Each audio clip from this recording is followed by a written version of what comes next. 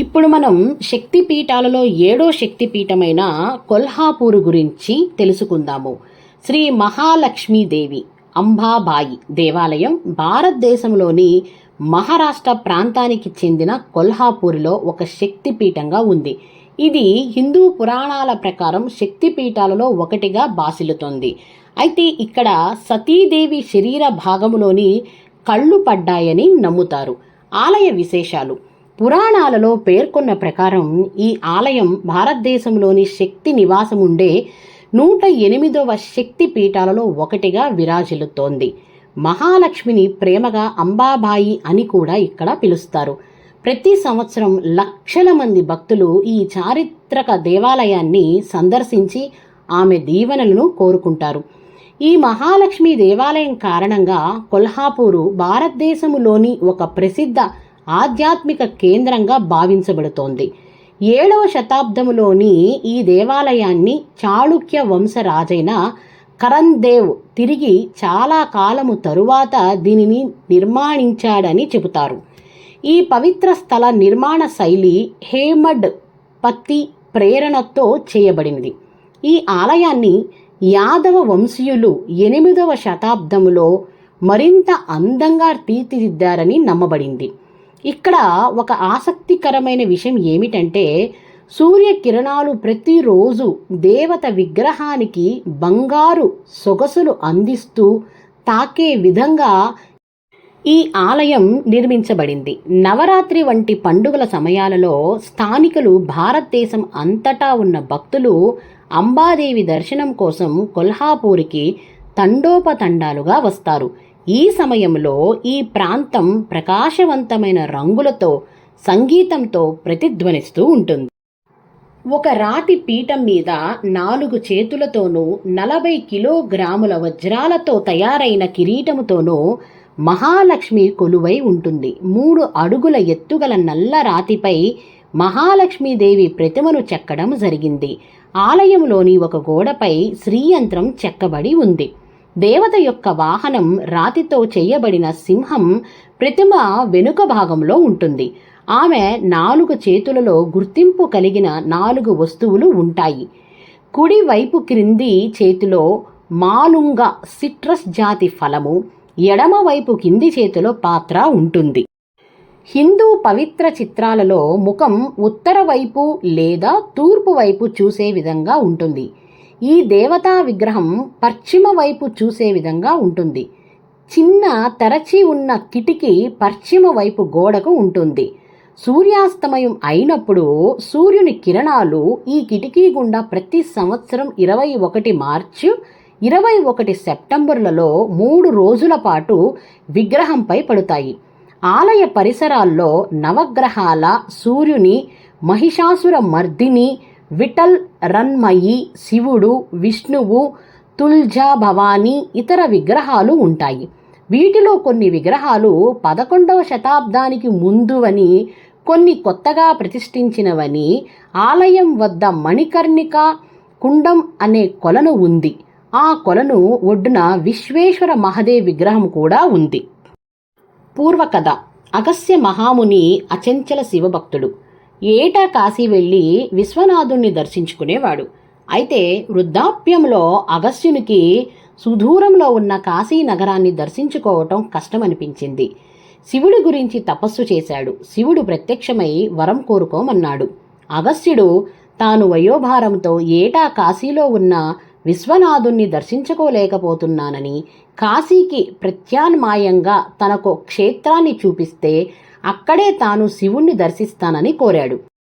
కాశీతో సమానమైన గల నగరం కొల్హాపురమని, అక్కడ శ్రీ మహాలక్ష్మి అమ్మవారు కొలువై ఉన్న క్షేత్ర సందర్శనం తనను కాశీలో దర్శించుకున్నంత పుణ్యఫలాన్నిస్తుందని చెప్పాడట. శివుని ఆనతి మేరకు అగస్త్యుడు కొల్హాపూరులోని మహాలక్ష్మిని అతిబలేశ్వర స్వామిని దర్శించి పునీతుడయ్యాడని ఇక్కడ స్థల పురాణాల ద్వారా అవగతమవుతోంది. అమ్మవారు వెలసిన తరువాత ఈ నగరానికి కరవీరపురమనే పేరు సార్థకమైంది. ఈ నగరాన్ని కొల్హాపూరు అని, కోల్గిరి అని, కోలదిగిరి పట్టణ్ అని కూడా పిలిచేవారు. కొల్లా అంటే లోయ అని, పూర్ అంటే పట్టణం అనే అర్థంలో ఈ క్షేత్రం విరాజిల్లుతుంది. కొల్హాపూర్ క్షేత్రాన్ని 1359 సంవత్సరం వరకు శివాజీ మహారాజు పూర్వీకులు పాలించగా 17వ శతాబ్దంలో ఛత్రపతి శివాజీ వారు వేలుకున్నారని దినదిన ప్రవర్ధమానమైందని తెలుస్తోంది. ఇది కొల్హాపూర్ మహాలక్ష్మి అమ్మవారి ఆలయ చరిత్ర. ఇప్పుడు మనము శక్తిపీఠాలలో ఒకటైన శక్తిపీఠం మహౌర్య ఏకవీరికాదేవి గురించి తెలుసుకుందాము. ఏకవీరికాదేవి ఆలయం మహారాష్ట్రలోని మహూర్లో ఉంది. ఇక్కడి దేవతను ఏకవీరికా మాత అంటారు. ఇది అష్టాదశ శక్తిపీఠాలలో ఇది 8వ శక్తిపీఠంగా భావిస్తారు. చాలా తక్కువ మందికి మాత్రమే ఏకవీరికాదేవి ఆలయం గురించి తెలుసు. ఎక్కువగా రేణుకాదేవి ఆలయాన్ని శక్తిపీఠంగా కొలుస్తారు. ఈ ఆలయం మహారాష్ట్రలోని యావత్మాల్ జిల్లాలో ఉంది. ఇది కిన్వాట్ నుండి 50 కిలోమీటర్లు, నాందేడ్ నుండి 126 కిలోమీటర్లు, నాగపూర్ నుండి రోడ్డు మార్గంలో 210 కిలోమీటర్లు ఉంది. సతీదేవి కుడి భుజం ఇక్కడ పడిందని పురాణ కథనం. ఏకవీరికా మాత ఆలయం ఇది పంచగంగా నది ఒడ్డున ఉన్నది. ఇది మాహూర్ నుండి 30 నుండి 40 నిమిషాల ప్రయాణ సమయంలో ఈ ఆలయానికి మనము చేరుకోవచ్చు. ఈ ఆలయం సమీపంలోని గ్రామ పొలాల్లో ఈ ఆలయం ఉంది. ఆలయం చాలా చిన్నదిగా ఉంటుంది. శ్రీ ఏకవీరికాదేవి మందిరం చాలా పురాతన ఆలయం. ఆలయమంతా సింధూర రంగులో ఉంటుంది. చిన్న ముఖద్వారం ద్వారా మనం ఆలయంలోనికి ప్రవేశించాలి. ముందుగా శ్రీ పరశురాం గణేష్ దర్శనం చేస్తారు. పిదప రేణుకామాత ఏకవీరికాదేవి దర్శనం చేసుకోవాలి. మెడభాగం, భుజాలు లేని ఈ రేణుకాదేవి శిరోభాగం మాత్రమే మనకు దర్శనమిస్తుంది. అమ్మవారి ముఖమంతా సింధూరంతో పూసి ఉంటుంది. అమ్మవారి ముక్కు, నోరు, కళ్ళు స్పష్టముగా చూడవచ్చును. రేణుకాదేవి మహా తేజో మహిమతో అలలారుతుంది. మందిరములో ఒక పక్కన యజ్ఞపీఠిక ఉండగా మరొక పక్క ఉయ్యాలలో పరశురాముని విగ్రహం మనకు దర్శనమిస్తుంది. పురాణ కథనము. బ్రహ్మదేవునికి కుమారుడైన దక్ష ప్రజాపతి అనే గొప్ప రాజు ఉండేవాడు. అతనికి 27 మంది కుమార్తెలు ఉన్నారు. వారిలో సతీదేవి ఒకరు. సతీదేవి శివుణ్ణి వివాహం చేసుకుంది.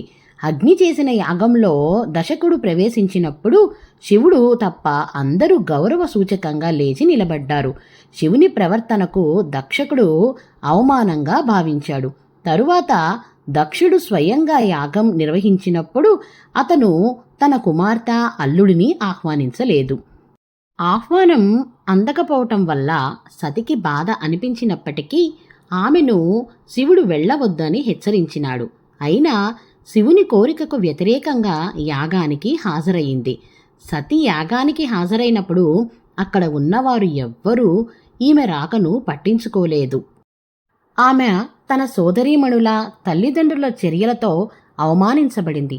అప్పుడు ఆమె తండ్రి తన భర్తను దుర్భాషలాడటం ప్రారంభించినప్పుడు ఆమె తన భావాలను అదుపు చేసుకోలేక తన కుడి బొటన వేలితో భూమి నుండి అగ్నిని సృష్టించింది. యజ్ఞస్థలంలో తనను తానుగా అగ్నికి ఆహుతి అవుతున్నట్లు భయపెట్టింది. ఈ విషయం తెలుసుకున్న శివుడు తన తలపై నుండి ఒక జటాన్ని తీసి భూమిపై కొట్టాడు. అందులో నుంచి వీరభద్రుడు పుట్టి యాగస్థలానికి చేరుకొని దక్షుని తల నరికి చంపాడు. తరువాత శివుడు అక్కడికి వెళ్ళి సతీదేవిని అగ్నిలో నుంచి తీసి నాట్యం చేయటం ప్రారంభించాడు. ఈ తాండవ నృత్యం నుండి ప్రపంచం నివ్వెరపోయింది. ఈ నృత్యాన్ని ఆపడానికి విష్ణువు తన సుదర్శన చక్రాన్ని ఉపయోగించి సతీదేవి శరీరాన్ని పూర్తిగా ముక్కలు ముక్కలుగా చేశారు. ఈ శరీర భాగాలు భారతదేశము, శ్రీలంకలోని వివిధ ప్రదేశాలలో పడిపోయాయి. ఈ భాగాలు ఎక్కడైతే పడ్డాయో ఆ ప్రదేశాలను మనం ఈరోజు శక్తిపీఠాలుగా పిలుస్తున్నాము. అటువంటి ప్రదేశాలు 18 శక్తిపీఠాలు ఉన్నాయి. వాటిని అష్టాదశ శక్తిపీఠాలు అని పిలుస్తారు. ఈ ఆలయం మాహూర్ సమీపంలోని కొండపై లోతైన అడవిలో ఉంది. ఈ ఆలయం చాలా ప్రసిద్ధి చెందింది. చాలా తక్కువ మందికి మాత్రమే ఏకవీరికాదేవి ఆలయం గురించి తెలుసు. ఎక్కువగా వారు రేణుకాదేవి ఆలయం అని శక్తిపీఠాన్ని పిలుస్తారు. ఏకవీరికా మాత ఆలయం కంటే రేణుకాదేవి ఆలయంలో ఎక్కువ మంది భక్తుల రద్దీ ఉంటుంది. ఏకవీరికాదేవి రేణుకాదేవి అక్క అని స్థానికులు చెబుతారు. రేణుకాదేవి ఆలయం సుమారు 800 నుండి 2000 సంవత్సరాల పురాతనమైనదని స్థానికులు చెబుతుంటారు. ఇక్కడ రేణుకాదేవికి ప్రసాదంగా తమలపాకుతో ఇతర పాన్ పట్ట సుపారీని రోటీలో చితగ్గొట్టి ఆ పేస్టును ప్రసాదంగా రేణుకాదేవి నోటిలో కూర్చుతారు. ఇక్కడ అమ్మవారి తల మాత్రమే చూస్తాం. రేణుకామాత పరశురాముని తల్లి. రేణుకామాత భర్త జమదగ్ని మహర్షి ఇక్కడ శివలింగ రూపంలో ఉంటాడు. పరశురామ దేవాలయం. ఇదే కొండపైన పరశురాముడు విష్ణువు అవతారము ఆలయం కూడా ఉంది. ఇక్కడ పరశురామ కుండ్ అనే పవిత్రమైన చెరువు కూడా ఉంది. ఇది ఏకవీరికాదేవి ఆలయ చరిత్ర.